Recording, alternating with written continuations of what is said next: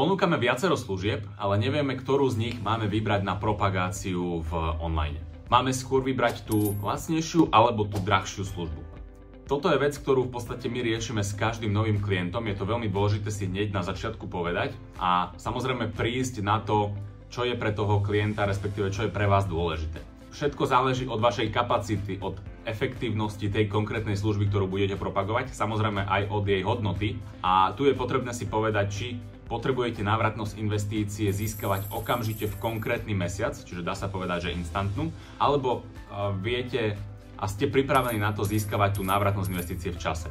Vždy je potrebné pri konkrétnej ponúkanej službe si určiť jej hodnotu, či je teda tá služba, dajme tomu taká, kde ten človek príde raz a tým pádom má ten svoj problém alebo teda nejakú vec vyriešenú a už k vám nepríde, čiže tam nie je priestor získať v tom čase viac, alebo ten klient zaplatí vyššiu čiastku okamžite v prvú návštevu.